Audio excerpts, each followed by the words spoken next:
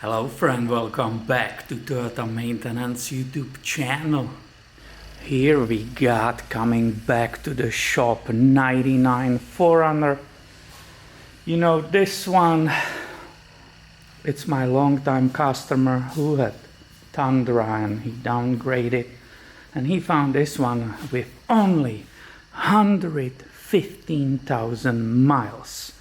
Everything went good in beginning, everything was clear, the mileage is correct, anything what you look at was fine, but he started recently having P0300.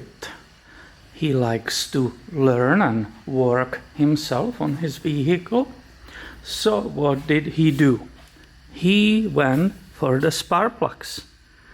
And here you can see them in the order 1, 3, 5, 2, 4, 6.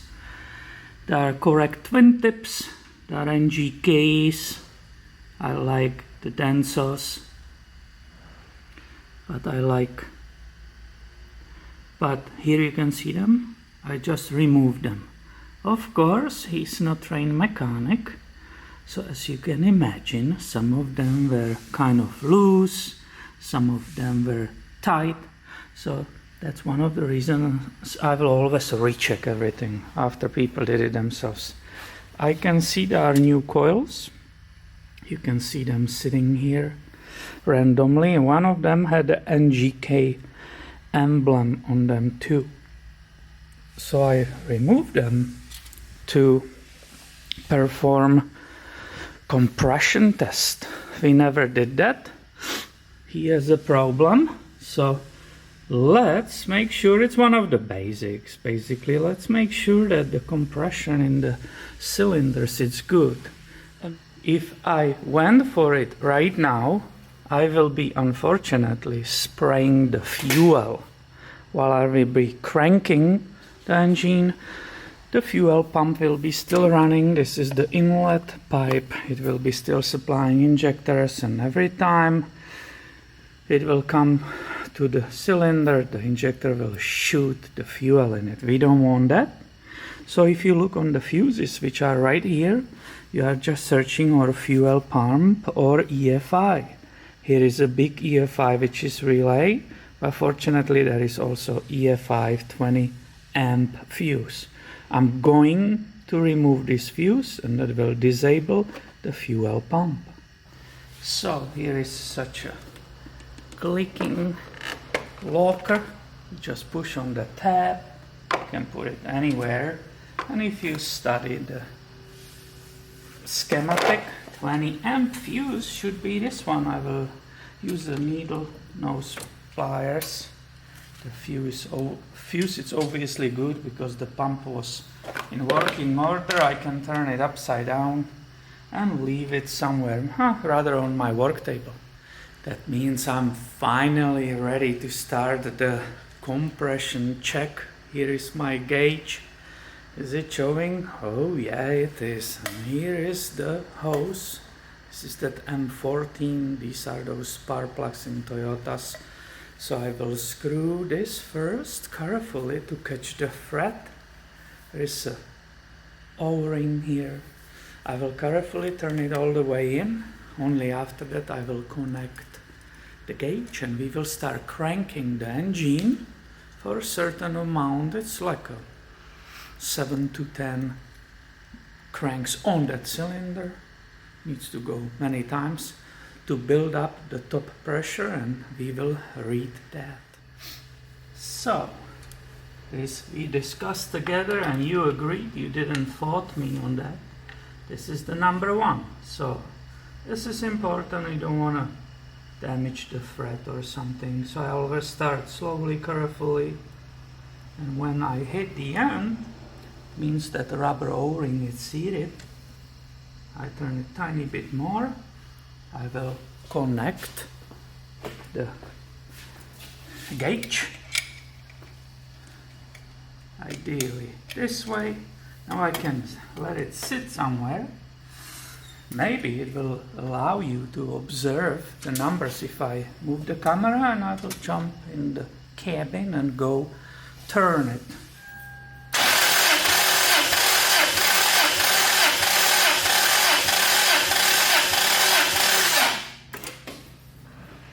Obviously this will trigger, we have a lot of disconnected stuff.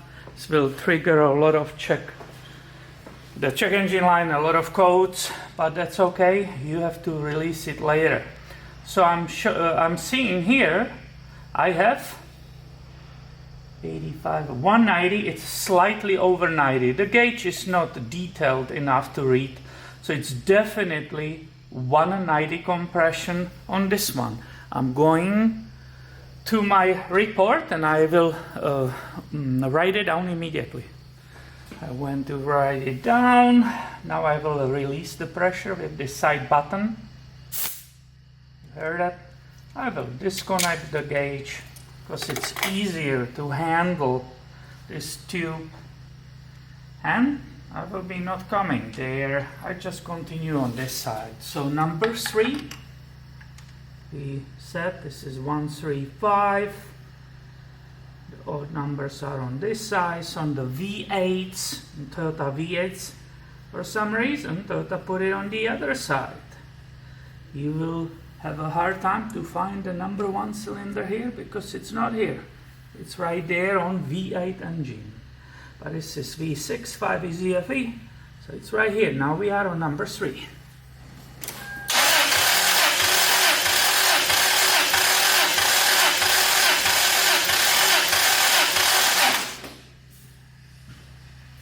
Right, what we got there?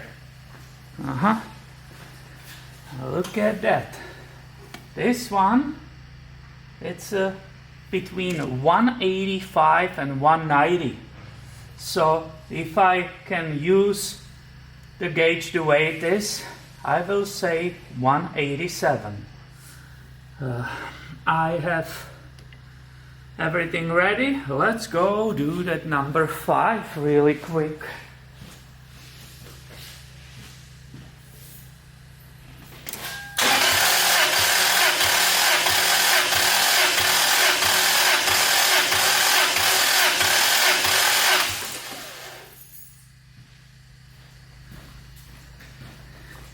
And what's the result? Oh yeah, this one is actually exactly on 180. These tests are best to be performed on the warm engine. This one is not absolutely hot, but it's also not cold. It's somewhere right between. So that's where I'm getting this data. Everything's fine. I always recheck that O-ring if it's not pinched or something, and we can move on the other side on 246. If I didn't disconnect that fuse for the fuel pump, I will be smelling the fuel. Oh yeah, that will be stinking here big time because injectors will keep spraying and it will be coming out of the spark plug tube, so that smell will be pushed out, the vapor. The fact I don't smell anything here confirms I did a good job. Everything's fine and the testing can proceed. So I believe the pipe is perfectly seated. I will lay it down here, you will not see it, but let's go and get that number from the tube.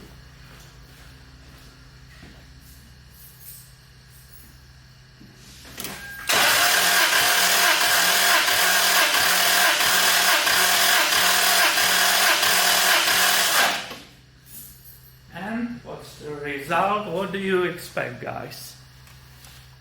And what I got here on the number 2, there is 175 psi on this cylinder. I got number 4 hooked and ready for the test.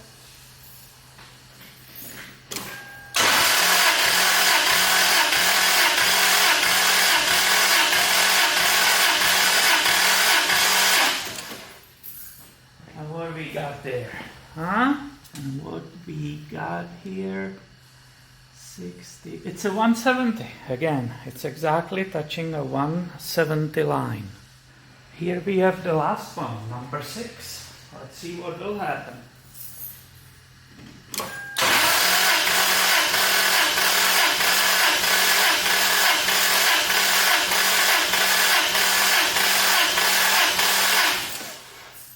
Alright.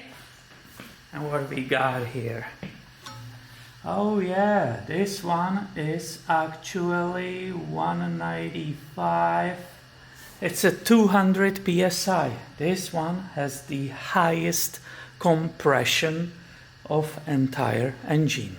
And I really quickly ran in the office to check the factory repair manual for this vehicle. And it says this engine 5VZ-FE is supposed to have a compression 174 psi and more.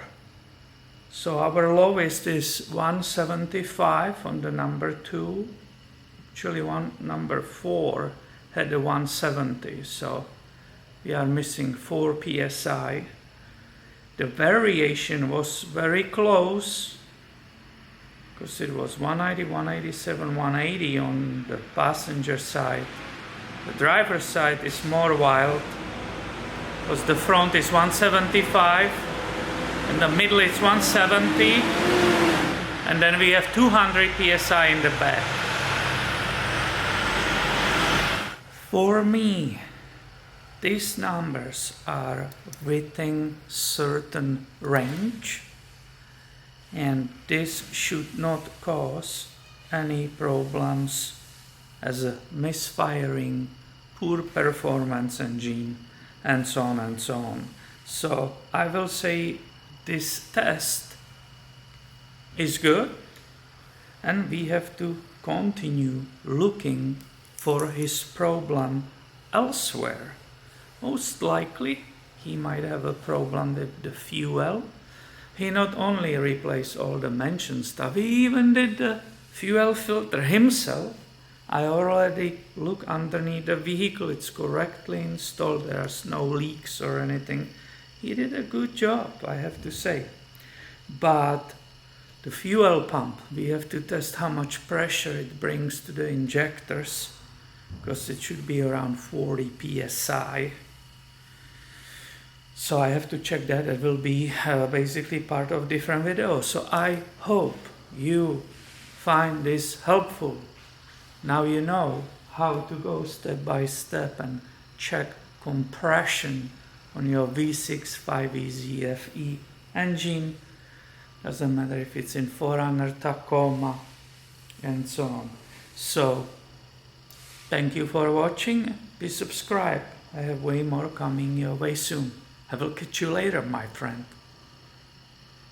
Here are some extras after the video. It always pays if you pay more attention and you are not in a hurry. NGK, NGK, NGK. But I don't know, I thought this one looks a little bit older.